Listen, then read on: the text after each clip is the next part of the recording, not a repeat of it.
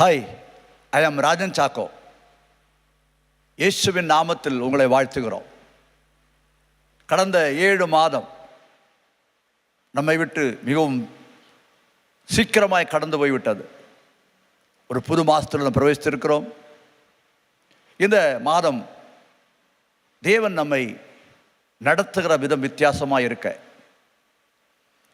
இந்த நாளை அவரோடு கூட துவங்க நாம் இங்கே கூடி வந்திருக்கிறோம்.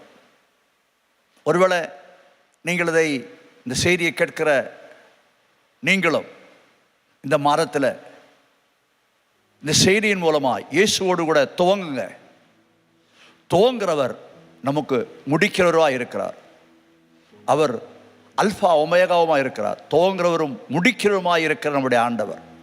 இந்த நாள் இயேசுவோடு கூட நீங்கள் துவங்கும்போது இந்த மாதம் முழுவதுமாய் இயேசு நம்மோடு கூட இருந்து நம்மை இந்த மாதத்தில் வெற்றியை காண செய்வார்.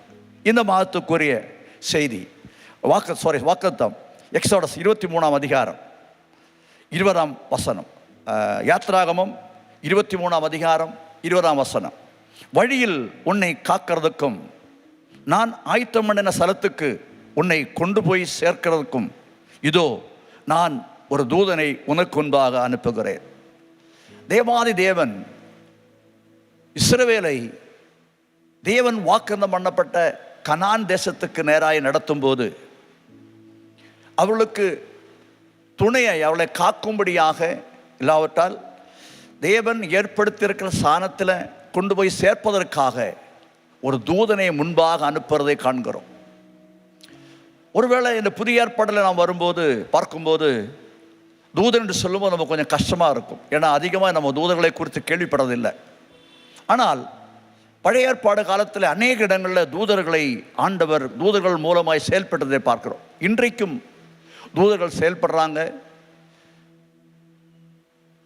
பேதுரு சிறைச்சாலையில் இருக்கும்போது தூதன் வந்து விடுவித்தான்னு சொல்லப்பட்டிருக்கிறது. அப்படியே புதிய ஏற்பாட்டில் பல இடங்களில் அது இருக்கிறது. ஆனால் இன்றைக்கு நம்முடைய வாழ்க்கையில் நமக்கு ஒரு தூதன் நமக்கு முன்பாக செல்ல அவர் அனுப்புறேன்னு சொல்கிறார். இந்த மாதத்தில் நம்முடைய வாழ்க்கை இந்த மாதம் முழுவதுமே காக்கிறதுக்கும் தேவன் நமக்கு ஏற்படுத்தியிருக்கிற இடத்துக்கு நம்ம போவதற்கும் நமக்கு முன்பாக வழிகாட்டிய ஒருத்தர் தேவைப்படுகிறது. ஆண்டவர் சொல்கிறார், உங்களுக்கு முன்பாக ஒரு தூதனை அனுப்புகிறேன். இதனுடைய பின் வசனத்தை நீங்கள் வாசிக்கும், அதாவது 20, 21, 22 வசனங்களை வாசிக்கும் போது அதில் தெளிவாய் சொல்லப்படும். இஸ்ரவேல் ஜனங்களுக்கு தேவன் சொல்கிற வார்த்தை தெளிவாய் சொல்லப்பட்டிருக்கிறது. நம்முடைய வாழ்க்கையில் ஒரு விஷயத்தை நாம் புரிந்து கொள்ள வேண்டும். நமக்கு கைட் பண்ண ஒருவர் இருக்குமே ஆனால் அதில் ஒரு ஜெயம் உண்டு. எல்லா இடங்களிலும் நம்ம சுயமாய் செயல்பட்டால் வெற்றி காண முடியுமா முடியாதா என்று நான் சொல்ல முடியாது. சில இடத்துல காணலாம், சில இடத்துல காணாமல் போகலாம். ஆனால் நம்மை நடத்துகிற ஒருவர் இருக்குமே ஆனால், நம்மை காக்கிற நடத்துகிற, அதுதான் நீங்கள் சொல்லப்பட்டு நம்மை காக்கிற நம்மை நடத்துகிற ஒருவர் நம்மோடு கூட இருக்குமே ஆனால் அந்த பயணம் ரொம்பவும் சிறப்பாக இல்லாவிட்டால் ஜெயமாய் மாற்ற முடியும். இஸ்ரவேல் ஜனங்களுடைய பயணத்தில் ஜெயமாய் காணப்பட காரணம் ஒன்று மோசை, இரண்டாவதாக இந்த இடத்துல சொல்லப்படும் தூதன் சொல்லப்பட்டிருக்கிறது. அப்படியே நம்முடைய வாழ்க்கையில் அநேகம் நமக்கு கைடாக இருக்கலாம். அதுக்கு மேலாக நமக்கு கைடாக இருக்கிறது பரிசுத்த ஆவியானவர். நம்மை வழி நடத்துகிற பரிசுத்த ஆவியானவர் நம்மை நடத்துமே ஆனால் அந்த வழி நமக்கு ரொம்ப வெற்றிகரமாய் தேவன் மாற்றுவார். இங்கே சொல்லப்பட்டிருக்கிற வசனத்தின்படி மறுபடியும் நான் வாசிக்கிற வழியில் உன்னை காக்கிறதுக்கும், இரண்டாவதாக நான் ஆயத்தம் பண்ணின ஸ்தலத்துக்கு உன்னை கொண்டு போய் சேர்க்கிறதுக்கும், 2 காரியங்கள், உன்னை காக்கிறதுக்கும் இரண்டாவதாக அவர் ஏற்படுத்தியிருக்கிற ஸ்தானத்துக்கு நம்மை கொண்டு போய் சேர்க்கிறதுக்கும். இந்த செய்தி, இந்த வார்த்தை நமக்கு ரொம்ப பிரயோஜனமானது. ரெண்டாவது, நமக்கு இந்த பாதுகாப்பு தேவை. இந்த உலகத்தில் நமக்கு பாதுகாப்பு என்பது ரொம்ப அரிதாக காணப்படுகிறது. ஆனாலும் தேவ கிருபையால் நாம் பாதுகாக்கிறோம். ரெண்டாவது, இன்னொரு பாயிண்ட்டு, நாம் ஆண்டவர் நமக்கு ஏற்படுத்தியிருக்கிற ஸ்தானத்துக்கு நம்ம போக வேண்டும், இடத்துக்கு நம்ம போக வேண்டும். அதாவது நம்முடைய பயணத்தில் வெற்றியை காண வேண்டும். அதான் இங்கே சொல்லப்பட்டிருக்கிறது. நம்முடைய பயணத்தில் ஒரு வெற்றியுள்ள பயணமாய் மாற வேண்டுமானால் தேவனுடைய நடத்துதல் இல்லாவிட்டால் நமக்கு ஒரு கைடன்ஸ் தேவைப்படுகிறது. அதான் இங்கே ஆண்டவர் சொல்கிறார். அப்போ என்ன செய்யணும்? இந்த கைடன்ஸுக்காக என்ன செய்யணும்? அதில் 21ஆம் வசனம் சொல்லப்படுகிறது, நமக்கு முன்பாக போகிற தூதனுக்கு கீழ்ப்படிந்தால், நமக்கு முன்பாக போகிற தூதனுக்கு கீழ்ப்படிந்தால் என்ன செய்வாராம்? நமக்கு விரோதமாய் எதிரிகளுக்கு அவரே எதிரியாய் நின்று ஜெயம் தருவாராம். இல்லாவிட்டால் நமக்காக அவர் போராடுவார், இல்லாவிட்டால் நமக்காக யுத்தம் பண்ணுவார் சொல்லப்பட்டிருக்கிறது. இன்னொரு காரியத்தை சொல்கிறேன்.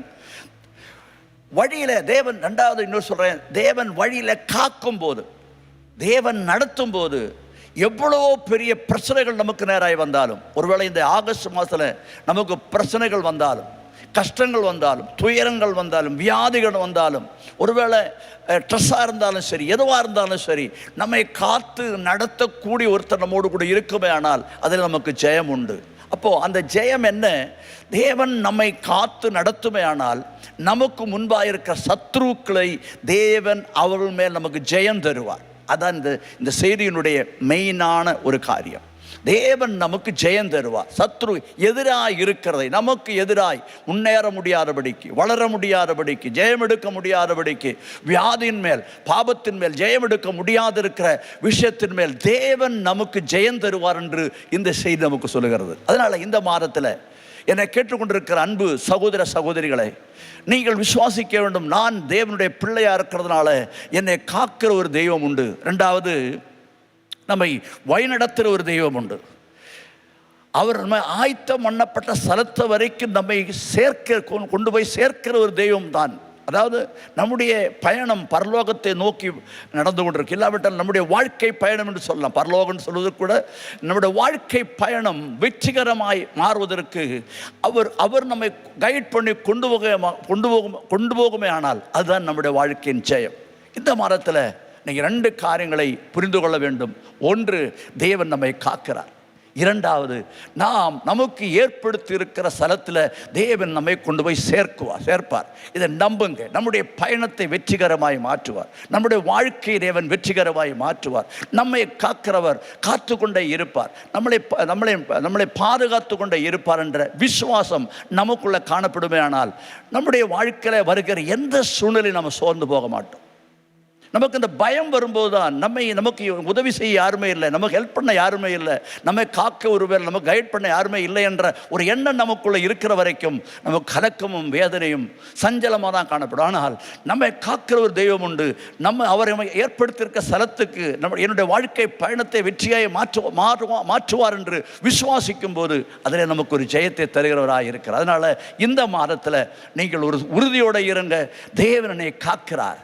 எனக்கு ஏற்படுத்துகிற ஸ்தானத்தில் என்னுடைய வாழ்க்கை பயணத்தை, என்னுடைய வாழ்க்கையில் என் தேவனோடு கூட இருந்து என்னை நடத்துகிறார் என்ற ஒரு நம்பிக்கை, தேவன் ஏற்படுத்தியிருக்கிற இடத்துக்கு, அந்த முடிவுக்கு நான் வருவேன் என்ற ஒரு விசுவாசத்தில் நாம் காணப்படுவோம். நிச்சயமாக இந்த செய்தி, இந்த வார்த்தை, இந்த ஆலோசனை உங்கள் வாழ்க்கையில் மிகப்பெரிய ஒரு மாற்றத்தை கொண்டு வரும் என்று நான் விசுவாசிக்கிறேன்.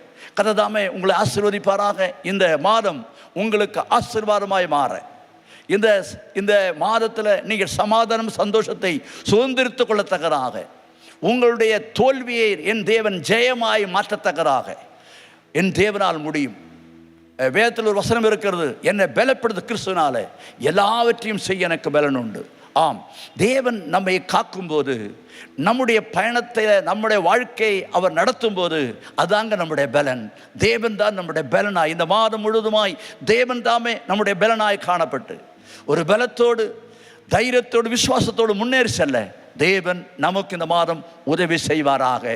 God bless you. உங்களுக்காக நான் ஜெபிக்கிறேன். பிதாவே, உம்முடைய குமாரனாக இயேசுவின் நாமத்தில் உம்முடைய சமூகத்தை நோக்கி நாங்கள் கடந்து வருகிறோம். இந்த ஆகஸ்ட் மாதம் 1 தேதி அன்றைக்கு உம்முடைய வாக்குத்தத்தத்தை பேச தேவரின் உதவி செய்ததுக்காய் ஸ்தோத்திரம். இதை கேட்கிற ஒவ்வொருடைய வாழ்க்கையிலும் தேவன் காக்கிறார். தேவன் எனக்கு ஆயத்தப்படுத்தியிருக்கிற இடத்துக்கு என்னை கொண்டு போய் சேர்ப்பார். என்னுடைய வாழ்க்கையை தேவன் பார்த்துக்கொள்வார் என்ற நம்பிக்கை உண்டாகத்தக்கதாக இந்த மாதம் முழுவதுமாய் நம்முடைய பிள்ளைகள் பாதுகாக்கப்பட்டு ஜெயத்தோடு வாழத்தக்கதாக, அவருடைய வாழ்க்கையில் என்னென்ன தோல்வி இருந்தாலும் சரி, அந்த தோல்வியை ஜெயமாய் மாற்றுகிறவர், பிரச்சனை அல்ல பிரச்சனையை தீர்க்கிற ஒரு தெய்வம் உண்டு என்று ஆண்டவரை நம்பி முன்னேறி செல்லத்தக்கனான கிருபை ஒவ்வொருவருக்கும் நீ கொடுக்கும்படியாய் ஜெபிக்கிறோம். இந்த வார்த்தையின் மூலமாய் உடைய பிள்ளைகளை ஆசீர்வாதத்துக்காக நன்றி. இந்த மாதம் முழுவதுமாய் உடைய பிள்ளைகளை பாதுகாத்துக் கொள்வீராக. வியாதி, பலவீனங்கள், சுகவீனங்கள், கடன் தொல்லை, இந்த யாவற்றிலிருந்து விடுவித்து உடைய பிள்ளைகள் சமாதானத்தோடு இந்த வாசத்தை கடந்து செல்ல தேவரீர் உதவி செய்யும்படியாய் ஜெபிக்கிறோம். நெருக்கங்கள், பாடுகள், கஷ்டங்கள், துயரங்கள் எல்லாவற்றின் மேலும் ஒரு ஜெயத்தை கொடுப்பீராக. கர்த்தருடைய கரமுடைய பிள்ளைகளோடு இருந்து வழிநடத்தும்படியாக ஜெபிக்கிறோம். கர்த்ததாமே பொறுப்பெடுத்துக் கொள்வீராக. உம்முடைய பிள்ளைகளை பலப்படுத்தி ஆசீர்வதிப்பீராக. எல்லா துதி கன மகிமை உமக்கே நாங்கள் தருகிறோம். இயேசுவின் நாமத்தில் ஜெபிக்கிறோம் பிதாவே, ஆமென்.